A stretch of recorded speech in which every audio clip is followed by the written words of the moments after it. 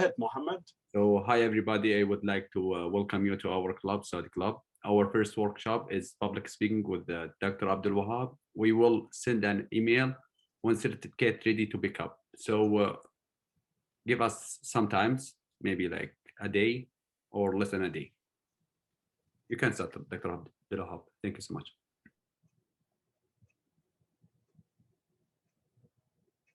Okay.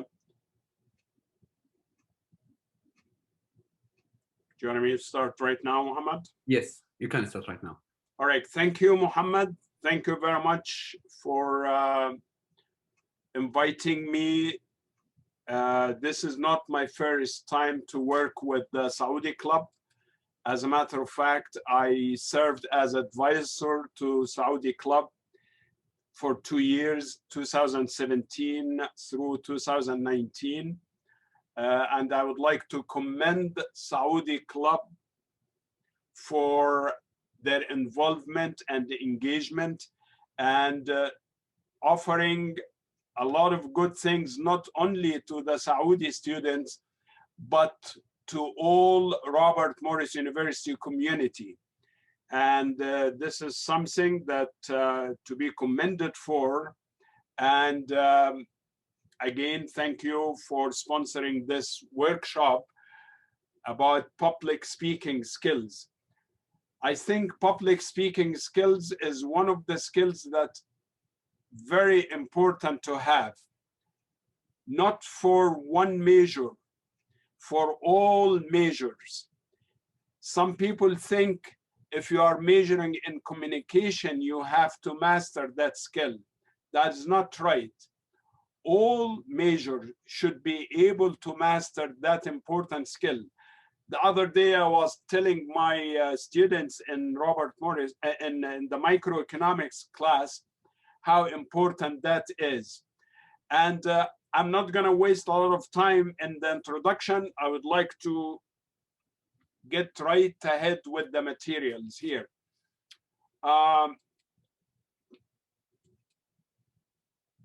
Let's see here.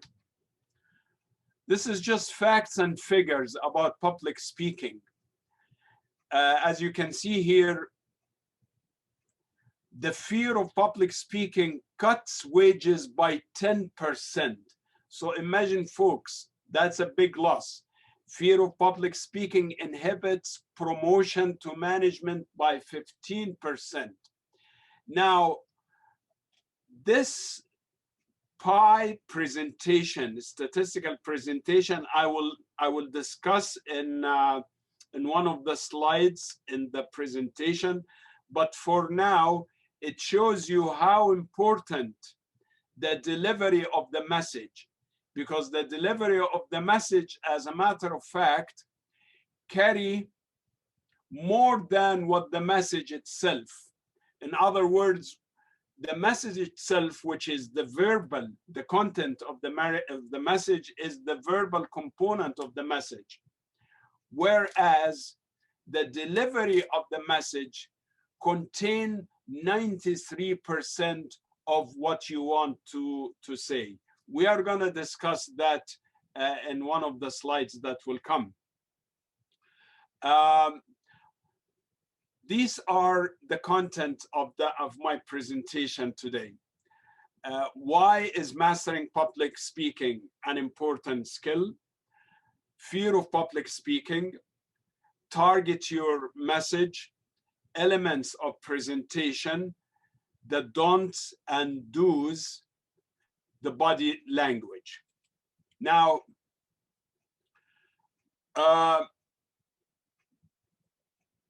let's see here, move to the next slide. Interesting enough, folks, that a lot of statistical offices, the offices that poll people and come up with very interesting statistics. Among Americans, public speaking tops the greatest fear. Imagine that, preceding a lot of other type of fears. Let me share with you the Washington Post list here. What are you so afraid of? This is the percentage of Americans who say they fear.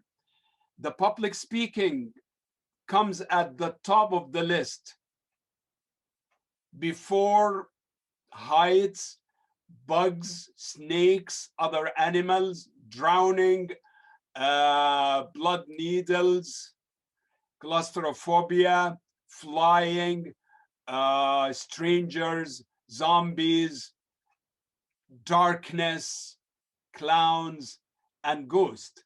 So imagine, folks, all types of fear. Among Americans, public speaking occupies the first place, the top of the list. We wanna actually solve this mystery. Why people fear public speaking? All right. Now, if you think about it, one of the reasons people fear to speak in front of others is how you hear of other people's opinion. You think, oh, what they are gonna think of me? Do you think I gained their satisfaction? Did I do a good job?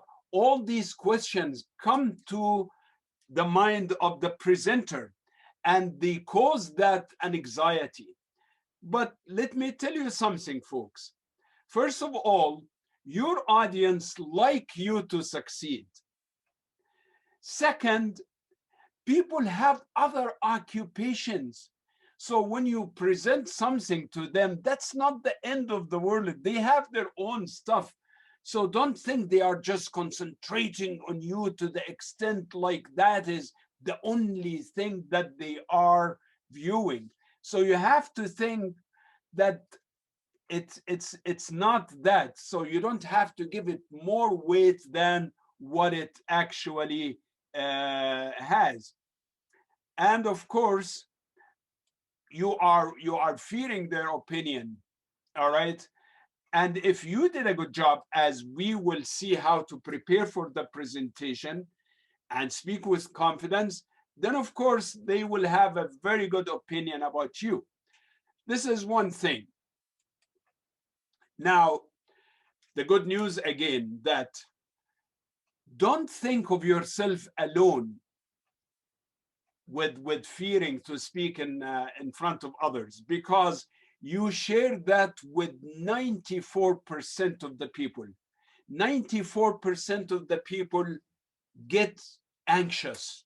They have an anxiety before public speaking, even those trained ones. And it is good to have a little bit of fear, because that would make you prepare and plan well, as we will see in the following slides. The second thing is 96 of blunders do not get noticed by the audience. Don't think that people noticed that your PowerPoint presentation is not really put in order enough, or one of these little mistakes that normally a presenter probably fall in. Don't think that they are noticed, because as you see here, according to statistics, 96% of blunders do not get noticed by the audience. Okay. Now, also a piece of good news, that you can always overcome the anxiety. That's not big deal. You can always train yourself. You know, I used to have, I worked as the head of the training department in one of the companies, and one of the trainers was really kind of a shy person, and he asked me how to overcome. I said, well, by presenting more. I told him, we have one workshop for the trainer a month. Why don't you have 3? The more you train yourself, the more you get used to it and overcome that fear. But as it's written here at the bottom of this slide, overcoming the fear is not a guarantee of good presentation. In other words, you have 2 parts here, you have 2 goals to achieve. You should overcome the fear, and you should do your homework in order to present well, in order to make a good presentation. All right, now let's move on. As a matter of fact, when you plan and prepare well, that can contribute to overcoming the fear that you feel. Apply these 4 P's, like in the marketing, you know, the 4 P's. Here we have also 4 P's: plan, prepare, practice, and present, of course. Let's break each one of these P's down and see what we can say about each one of them. Now, you have, of course, to know what you want to achieve from your presentation. You have to have a goal.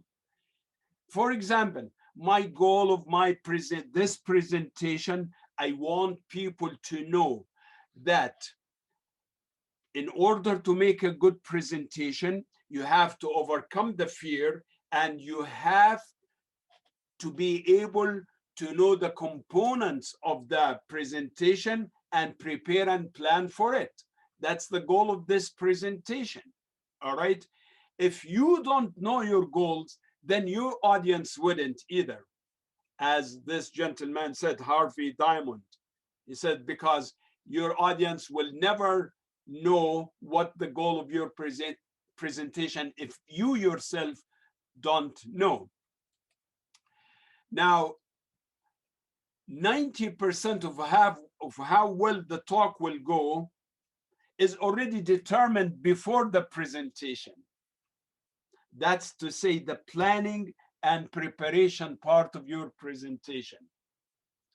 And that's what gets ignored, because the fear of presenting topics occupies most of our thinking, to the extent that even if we overcome the fear, now what do we present? Then you have to think and plan for your presentation, and you have to be aware of everything you're going to present. As we will see soon in the next slide, look at this great statistic here. It takes 1 hour of preparation for each minute of presentation time. I love that saying, because you know what, guys? That's exactly what happens. If you make presentation of 15 minutes, you probably have to spend 15 hours of planning and preparation. Okay. By the way, you can always, as I allowed you to unmute yourself, I would postpone the questions until the end of presentation, but you can always ask if you feel this question is relevant to the point we are talking about. Let us think what public presentation is. There is a little definition here: speaking to a group of people in a structured, deliberate manner intended to. So it's speaking to a group of people in a deliberate and structured manner. Every word in this definition is put very well, and that's why it's very short definition. That's what the public speaking, the way it's defined. With the intention of what? And look at, it shows you the importance of having goals for your presentation. Your presentation can be for informing people. That in itself is a goal. Or it can be to influence outcome. Like, for example, election. You want people to elect somebody. So you want to influence their opinion to go for some of the candidates. So the outcome of that presentation would be increasing the vote for that candidate, for example. Or you would like to motivate people for doing something. For example, you are fundraising. You would like to show people the benefit of that and get them motivated and excited to contribute to that fundraising that you are calling them for. Or You would like just to entertain the audience, and that in itself can be a goal. But then, of course, you have to do it right. So once again, the definition of public presentation: speaking to a group of people in a structured, deliberate manner intended to one of these four goals: informing, influencing outcome, motivating, or entertaining. Now, the parts of the presentation. Now we are going to the technical matter, how to put your presentation together. Your presentation is composed of three parts, and they are equally important, except they should occupy time-wise the percentages that you find in front of you. Introduction should occupy 15%, the body of the presentation 75%, and then the closing 10%. The introduction. The introduction probably is the most important, because that is what retains the people. That's what will make people stay until the last word in your presentation. Your introduction should be so strong to give people, to convince people why they should listen to this presentation and how it can be robust and strong. You can start with a story, very meaningful story to the audience that you are addressing. You can start with question, and we have, since 90% of my audience in this presentation on Arabic, you know, guys, a lot of the Arabic literature start with a question, all right? And this is much more inviting to think. When you start with a question, how much do you think America contribute to the civilization of the world? Or how much do you think this or this valued by people? When you ask questions, this is a very good way to start your presentation. Or you can say something unexpected. Again, that attracts people's attention. Shocking statistic, much like the statistic I started that presentation with. Only 7% of the content of the message contained in the verbal component, the words, and 93% is the way of delivery, the non-verbal message that you would give your people. Or you can start with a joke just to break the ice. But here you have to be careful. You have to be a good joke teller. If you were told that you are not good joke teller, then I would advise you not to start with the joke. All right? And you have to be sensitive to your audience, because some of these jokes can be culturally inappropriate. You know, a man, one of our friends was addressing a group of women, and he started with a very silly joke. He said, a child asked his father, "Is love blind?" And his father told him, "Look at your mom and you will know." That was not a good joke when your audience are all women. So that guy turned the audience off.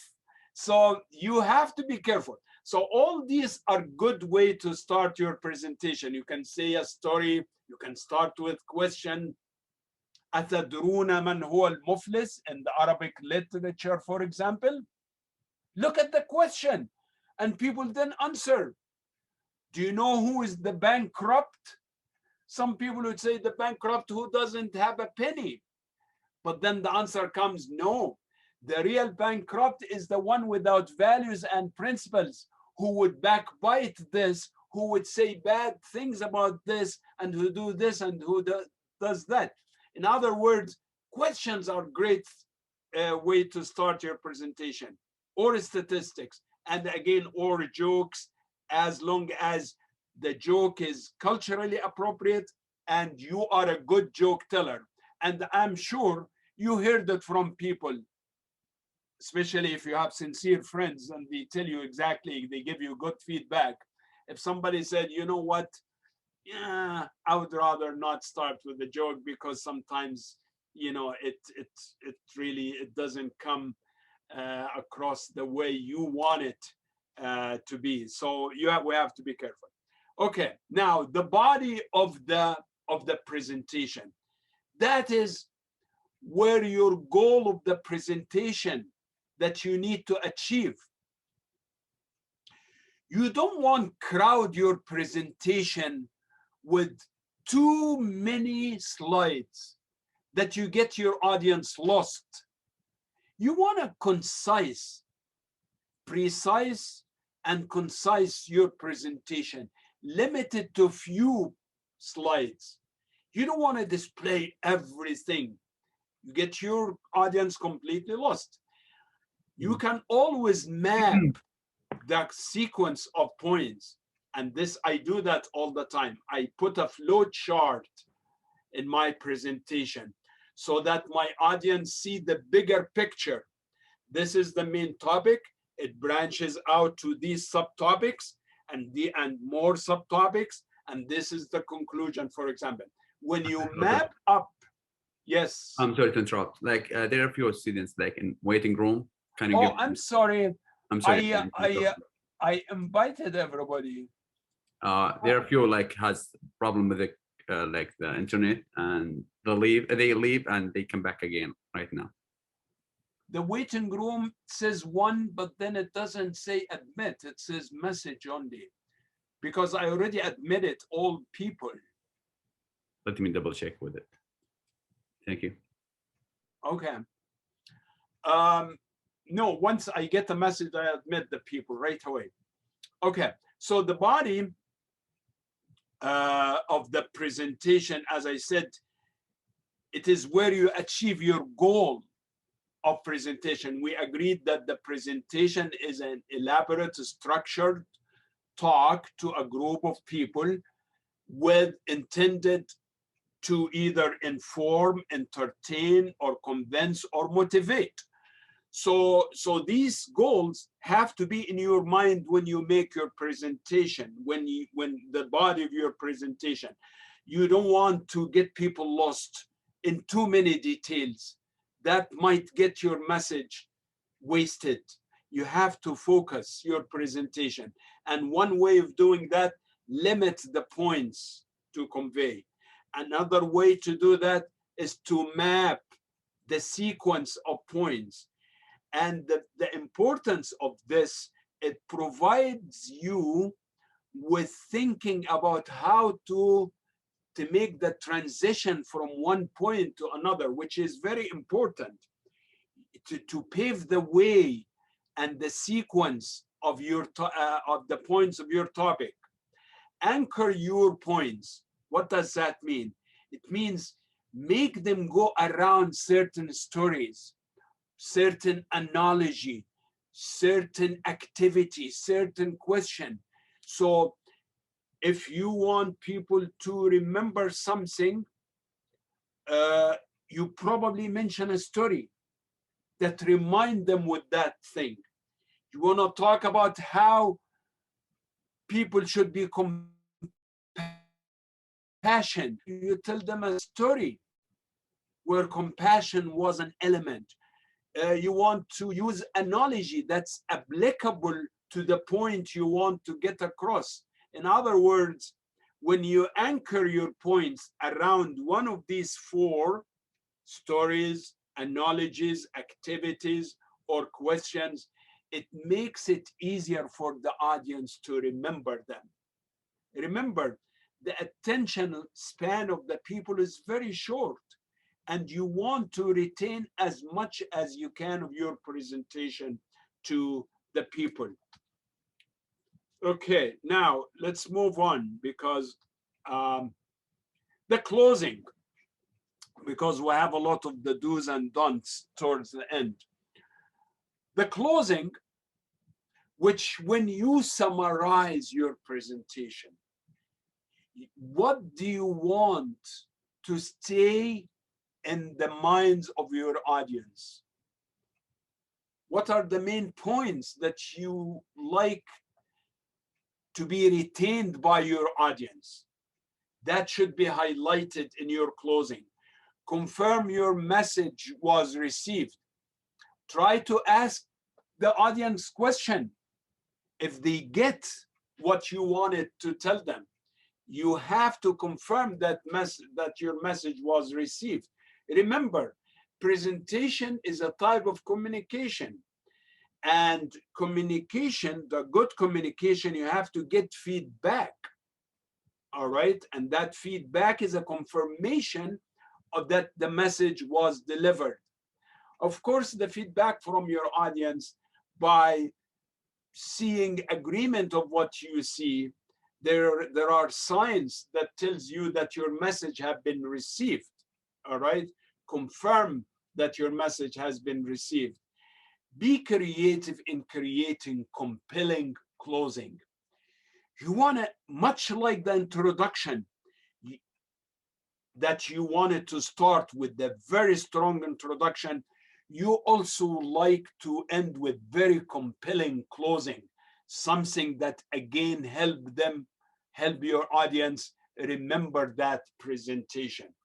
There is actually a saying here that says, and that's by Maya Angelou, the very famous American thinker. I have learned that people will forget what you said.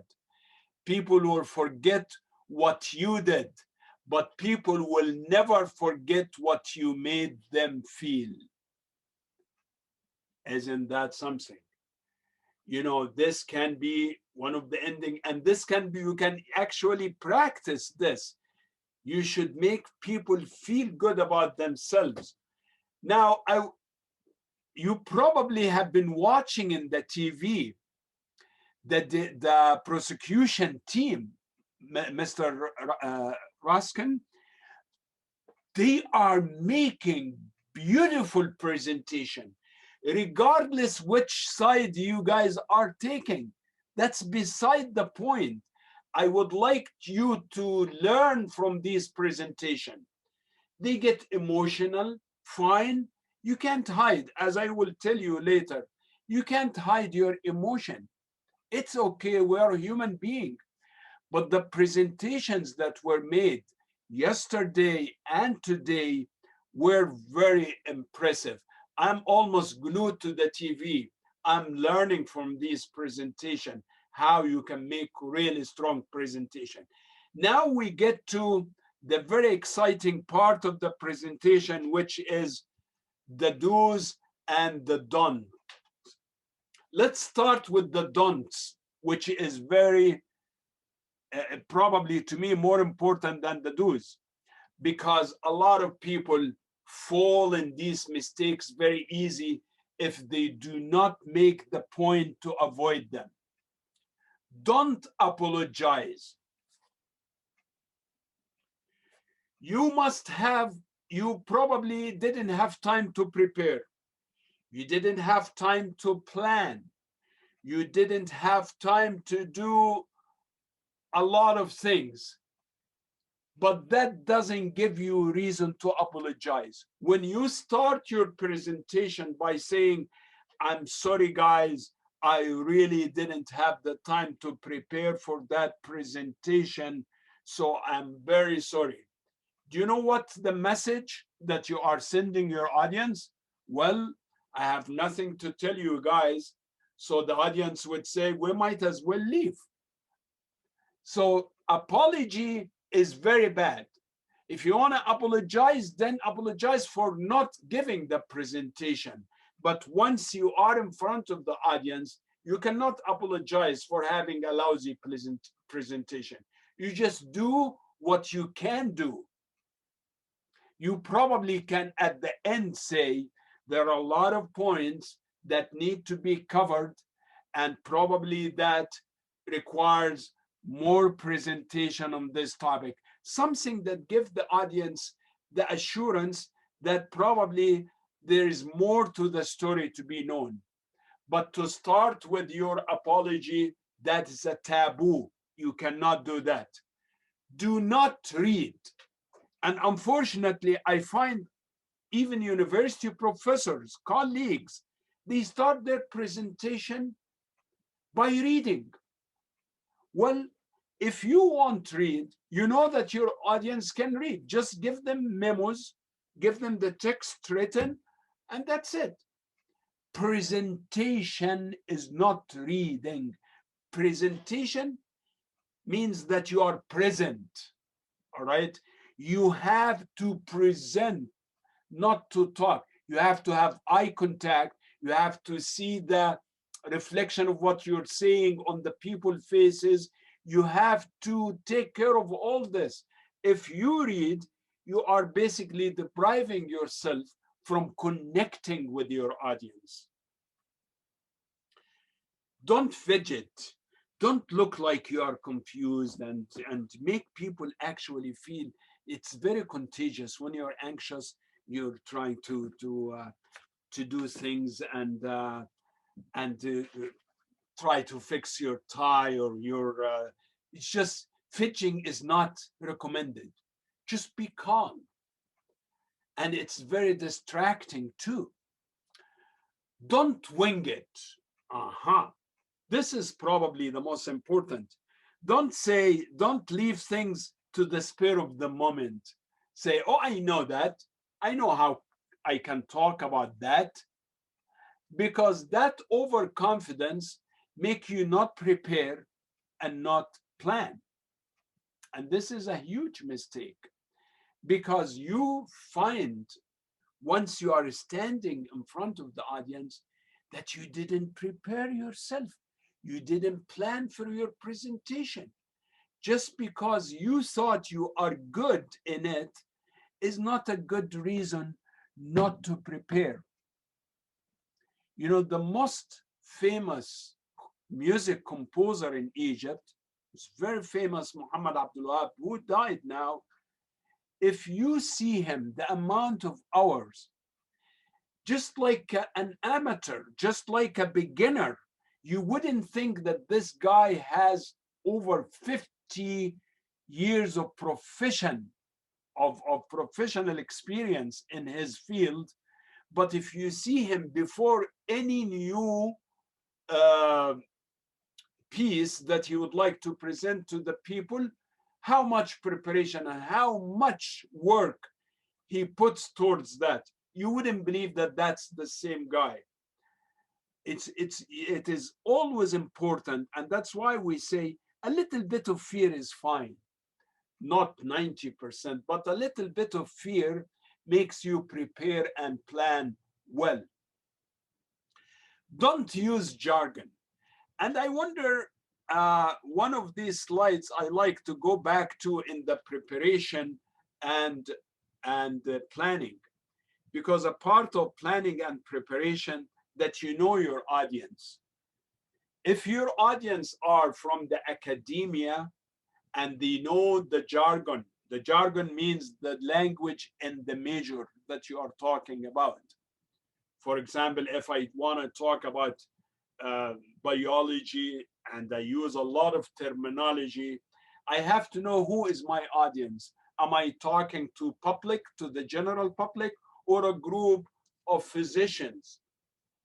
If I'm addressing this group of physicians, I can use the terminology that they can understand, okay? But if I'm talking to the general public, I cannot use the jargon, all right? Don't write a lot of PowerPoint slides, and we referred to that point earlier. Some people, again, think the more slides they have, the better. That's not the criterion. As a matter of fact, this can defeat the purpose. The PowerPoint slides should be limited to the minimum that get your message across, all right? Don't let PowerPoint take over you. And this is probably the most important point. Some people think because they prepared a slick presentation, nice, colorful PowerPoint, using a lot of visual aids, and that looks great. But then how about you? You are the presenter. Don't make the PowerPoint take over you. Otherwise, you can send the PowerPoint presentation to the people to watch, but you are the presenter. Your presence is more important than the PowerPoint that you prepared that look fantastic and slick and beautiful. Don't be somebody other than yourself. As I said, some people are very afraid to show their vulnerability, to share their emotion, and to act like somebody else other than themselves. That's a huge mistake. Because you know what, folks? People can see you. So when you pretend you are somebody other than yourself, it's very easy to detect that. Some years ago, I read a book about presentation. Do you know the title of the book? The title of the book is very kinky. It says, I can see you naked. Gosh, this is very catchy title. And that was very smart of the author. People picked that book to read it. But it was about public speaking. It was about presenting. And that was very interesting. I wonder if it's still actually sold. It's probably 20 years old.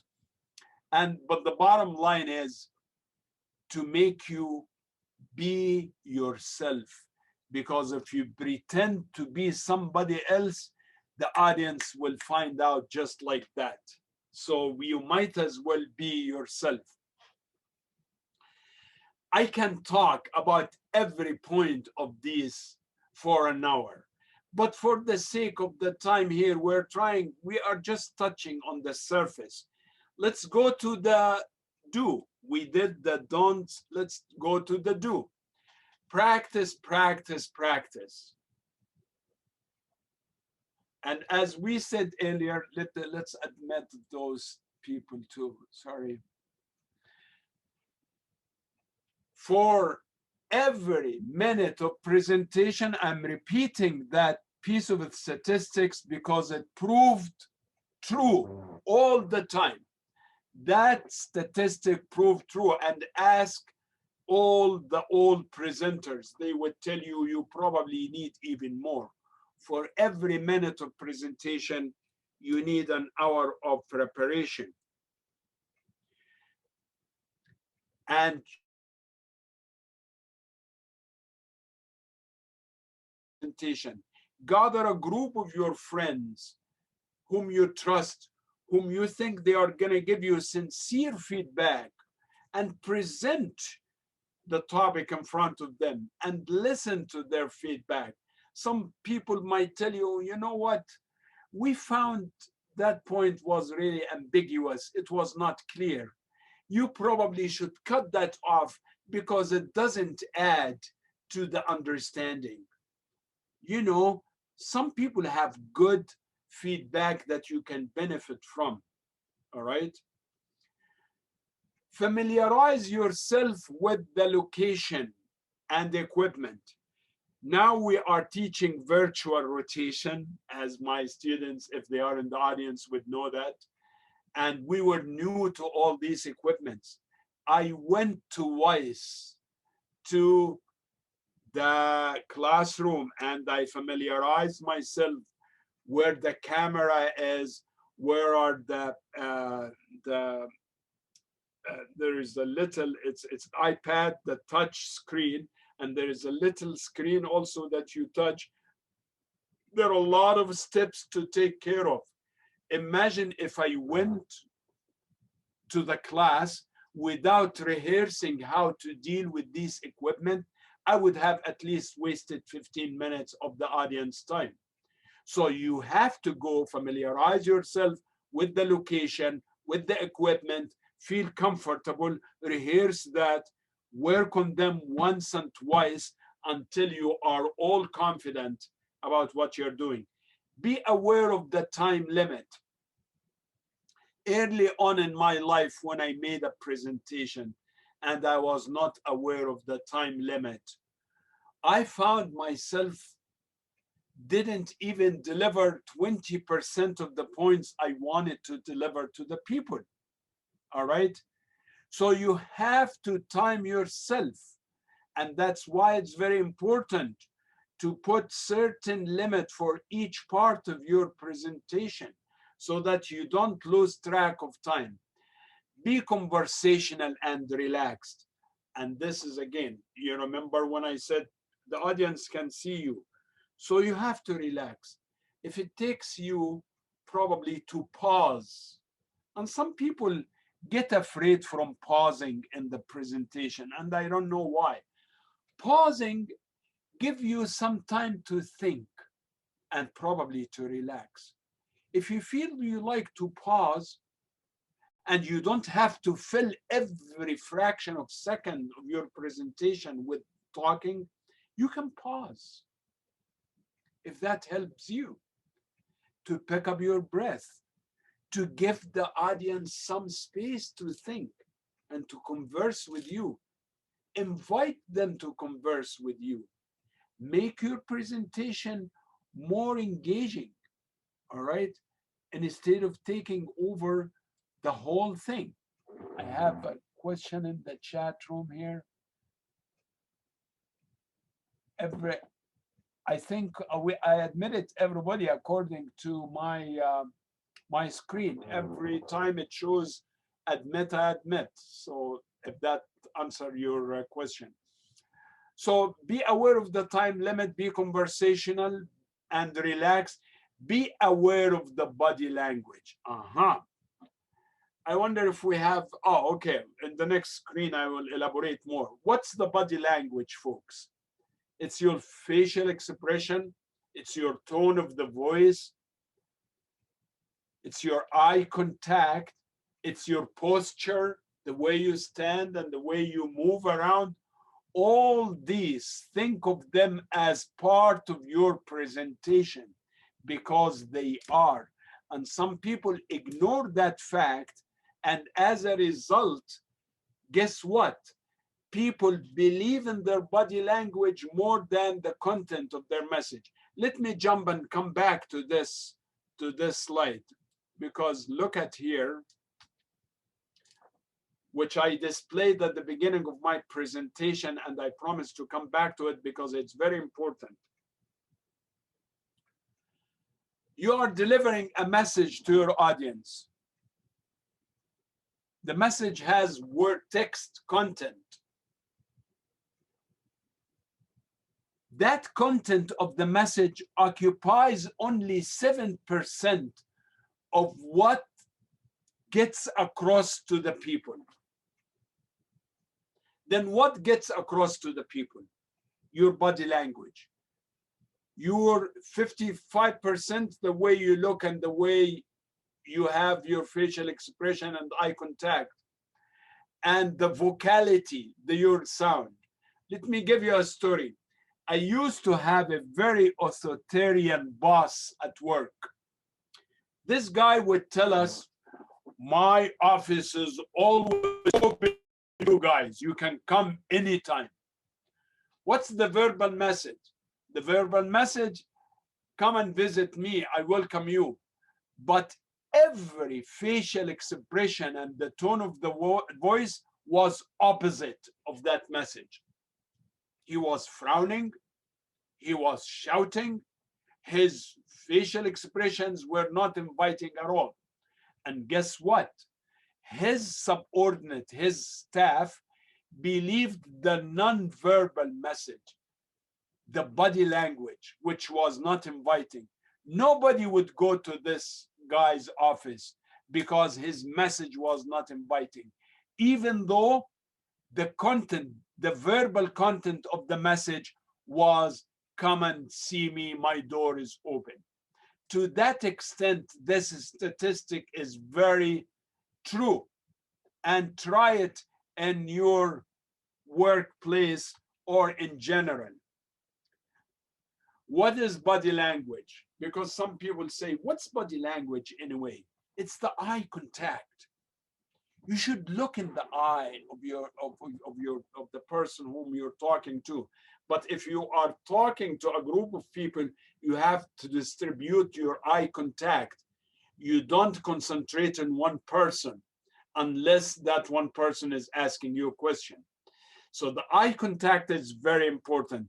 The movement and gesture are very important. They are part of the message. Facial expressions, frowning, smiling, relaxed, anxious, all these things part of the message. Posture, the way you stand, the way you walk around in the room, in the class. The voice reflects confidence. Confidence doesn't mean arrogance. You can be confident and modest and inviting. Your voice shouldn't be threatening. It should be strong but kind in the same time, inviting, not kicking people away from talking to you. Now,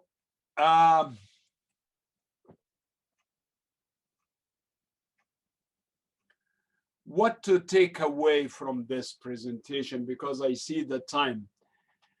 The most important thing, practice.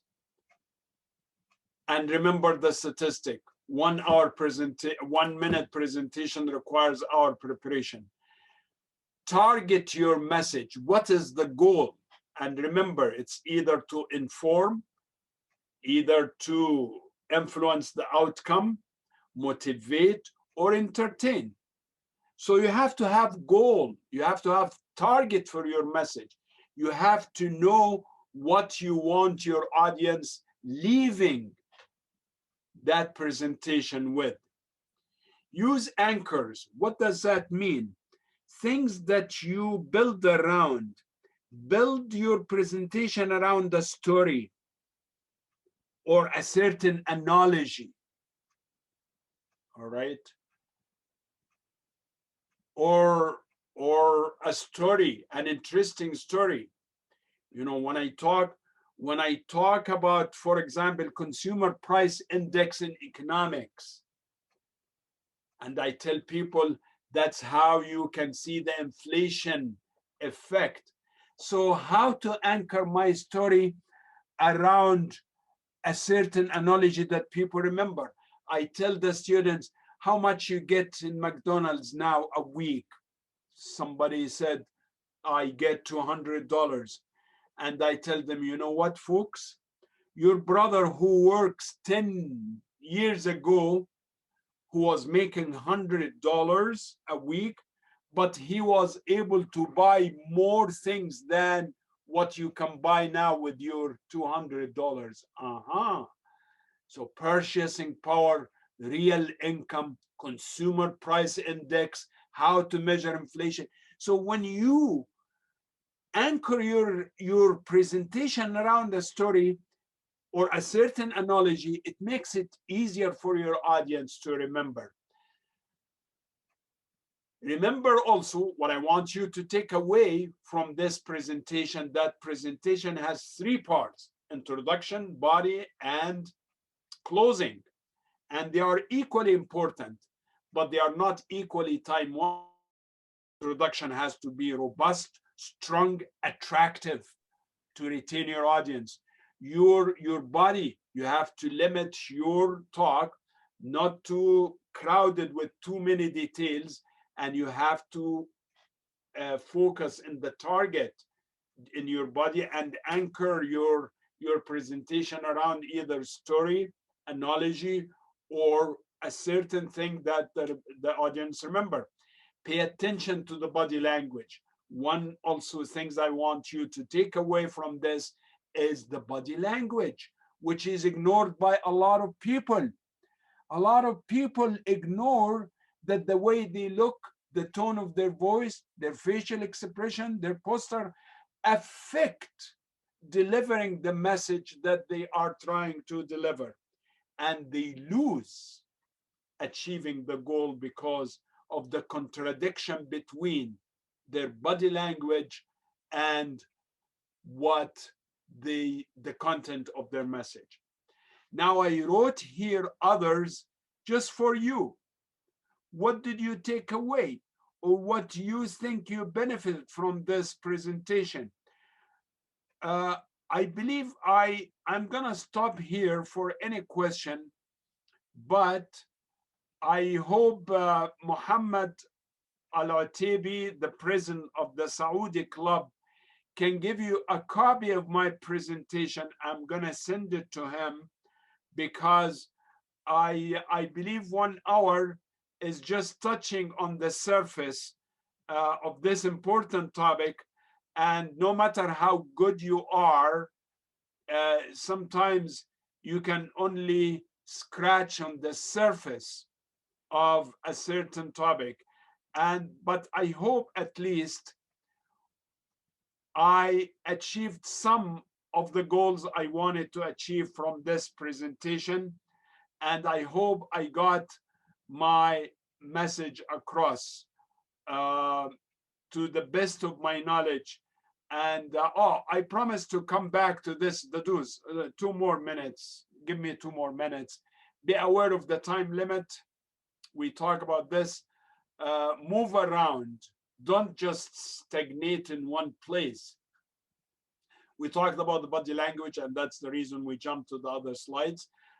Don't be stuck to the podium. People like people when they move, and that would give them like diverse the way of delivery, and that's very important. Use visuals in addition of your verbal message, and use humor. People like to laugh. One of the definition of the human being is a laughing being. So try to inject some jokes, some sense of humor to put people in a relaxed mood. And remember, people learn better when they are relaxed. And people relax when they have fun. So be as fun person as you can, but again, don't turn the whole presentation to joke telling. No, you just have to inject whenever it's appropriate some of this sense of humor.